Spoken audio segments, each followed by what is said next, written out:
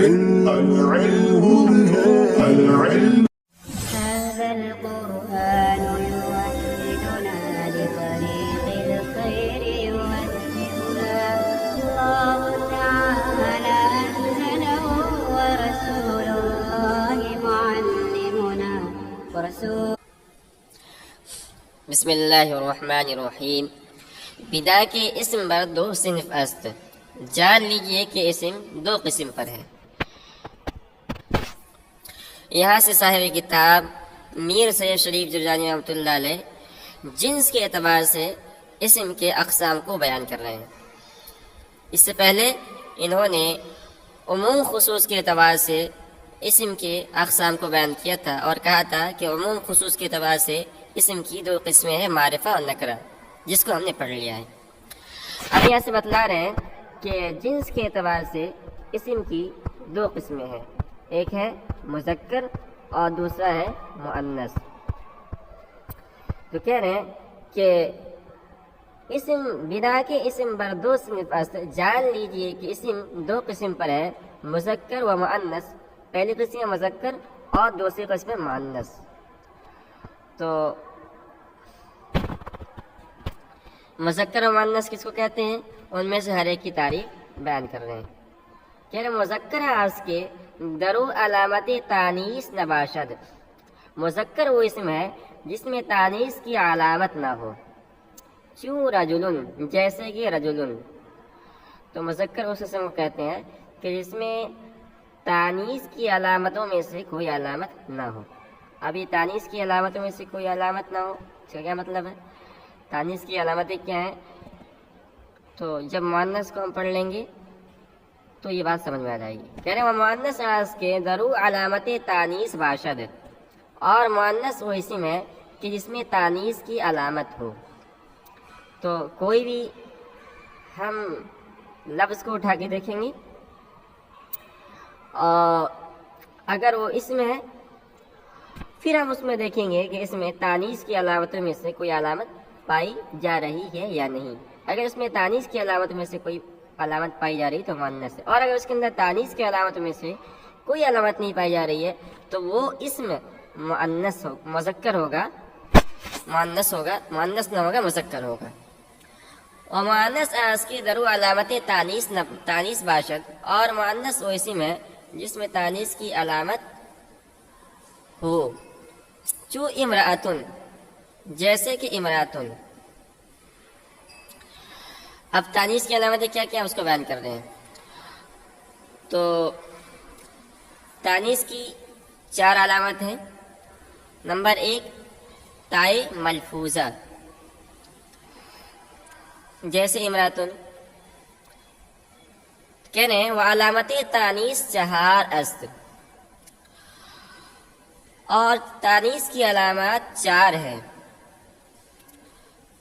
تا چوں طلحتن، چوں طلحتو. نمبر 1 تا جیسے طلحتو. تو تا سے مراد ہے تائے ملفوظہ. تا سے مراد ہے تائے ملفوظہ. تائے ملفوظہ سے مراد ہوتا ہے جو لفظوں میں موجود ہو، جیسے طلحتو. طلحتو کے اندر جو تا ہے یہ تائے ملفوظہ ہے. اور تائے ملفوظہ اس لیے ہے کہ گول تا آخر میں لفظوں میں موجود ہے. تو یہ تانیث کی علامت میں سے پہلی علامت ہے. وہ الف مقصورہ چو حبلا. اور تانیث کی علامت میں سے دوسری علامت ہے الف مقصورہ جیسے حبلا. تو الف مقصورہ کس کو کہتے ہیں؟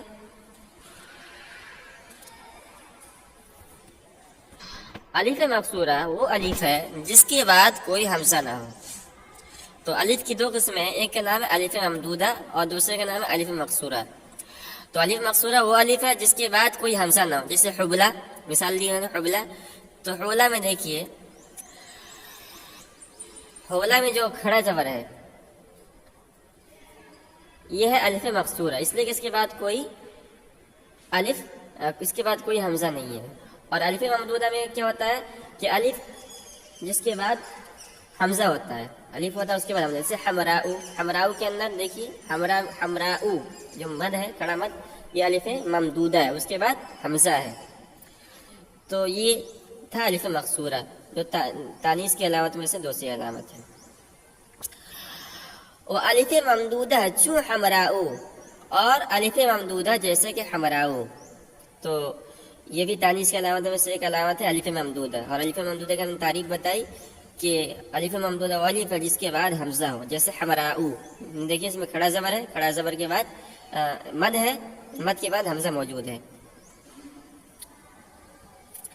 و تائے مقدرہ چو ارزن، اور تانیث کی علامتوں میں سے چوتھی علامت ہے تائے مقدرہ جیسے ارزن. تو تائے مقدرہ سے کیا مراد ہے؟ تائے مقدرہ سے مراد وہ تا ہے جو لفظوں میں موجود نہ ہو. جیسے انہوں نے مثال دی ہے چوں ارزن، جیسے کہ ارزن. تو ارزن کے اندر گول تا یہ محذوف ہے کہ دراصل ارزتن بودا است، کہ ارزن اصل میں ارزتن تھا. اب سوال یہ کیسے معلوم ہوا کہ ارزن اصل میں ارزتن تھا؟ تو کہہ رہے ہیں بدلیل اریزتن، اریزتن کی دلیل کی وجہ سے. کیا مطلب؟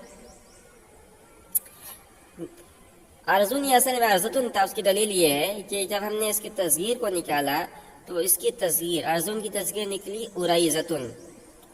اور قاعدہ یہ ہے کہ اصل میں گرے ہوئے حروف تصغیر میں واپس آ جاتے ہیں.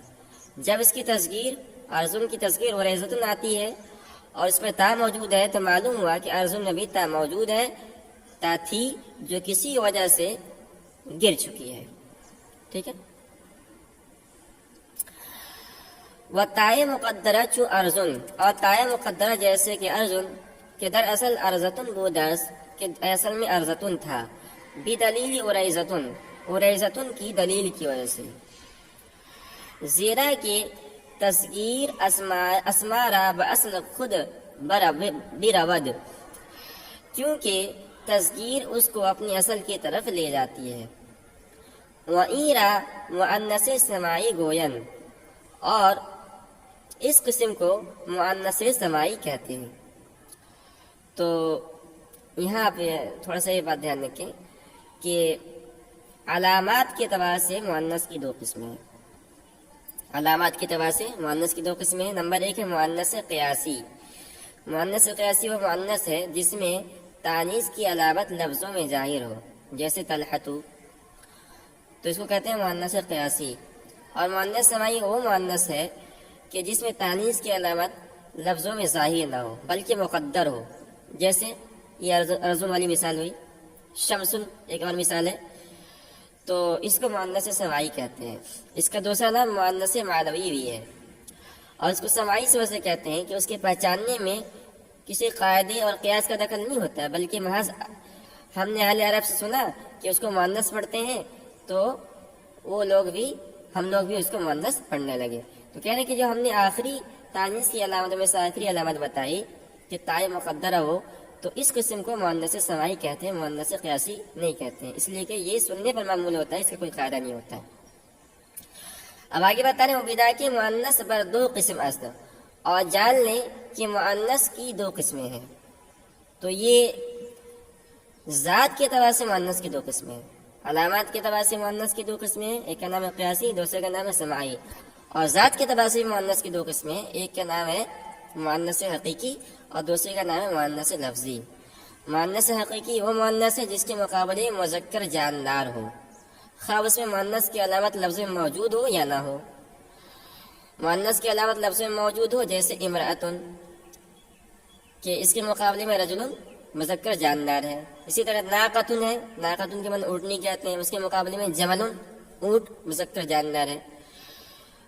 یا مؤنث کی علامت لفظ میں موجود نہ ہو، جیسے اتانن کے معنی آتے ہیں گدھی، اس کے مقابلے میں حمارن گدھا جاندار مذکور ہے، جاندار مذکر ہے، مگر اتانن کے اندر مؤنث کی علامت میں سے کوئی علامت موجود نہیں ہے. تو مؤنث حقیقی وہ مؤنث ہے جس کے مقابلے میں مذکر جاندار ہو، خواہ اس مؤنث کی علامت لفظ میں موجود ہو یا نہ ہو. ہم نے مثال لے دی تو اسی کو بیان کر رہے ہیں. اور بنا کے مؤنث پر دو قسم است، اور جان لیں کہ مؤنث کی دو قسمیں ہیں ذات کے اعتبار سے، حقیقی و لفظی. نمبر ایک مؤنث حقیقی اور نمبر دو مؤنث لفظی. حقیقی آس کی بإزائه حیواتی مذکر باشد. مؤنث حقیقی وہ مؤنث ہے کہ جس کے مقابلے میں کوئی حیوان مذکر ہو. چو امراتن جیسے کہ امراتن کے معنی آتے ہیں عورت. کہ بإزائه رجل است کہ اس کے مقابلے میں رجل ہے. تو امراتن کے معنی عورت اور اس کے مقابلے میں مذکر رجل جاندار موجود ہے. وناقتن کے بإزائه جبل است اور ناقتن جس کے معنی اونٹنی کہتے ہیں کہ بإزائه جبل است کہ اس کے مقابلے میں جبل جس کے معنی اونٹ کہتے ہیں یہ موجود ہے. تو اس کو کہتے ہیں مؤنث حقیقی. تو اس میں مؤنث کی علامت موجود ہے. اور ایک اتانون والی مثال ہے اور اتانون کے مقابلے میں آتا ہے حمارن. اتانون کے معنی گدھی اور حمارن کے معنی آتے ہیں گدھا. تو اس میں مؤنث کی علامت اتانون کے اندر موجود نہیں ہے اگرچہ اس کے مقابلے میں حمارن مذکر جاندار موجود ہے. تو یہ بھی مؤنث حقیقی کے اندر آئے گا. اور مؤنث کی ذات کے اعتبار سے مؤنث کی دوسری قسم ہے مؤنث لفظی. مؤنث لفظی وہ مؤنث ہے جس کے مقابلے میں یا تو سرے سے مذکر ہی نہ ہو جیسے عین کے معنی آنکھ کے آتے ہیں اس کے مقابلے میں کوئی نہیں مذکر. یا مذکر تو ہو لیکن جاندار نہ ہو جیسے نخلتن اس کے مقابلے میں نخل مذکر ہے لیکن جاندار نہیں ہے. نخل اور نخلتن دونوں کے معنی آتے ہیں کھجور کے. تو کہہ رہے ہیں وہ لفظی آس کے بإزائه حیوان مذکر نباشد. اور مؤنث لفظی وہ مؤنث ہے جس کے مقابلے میں حیوان مذکر نہ ہو. چون ظلمتن و قوتن جیسے کہ ظلمتن کے معنی جس کے معنی تاریخ کہتے ہیں اور قوتن کے معنی آتے ہیں طاقت اور توانائی کے.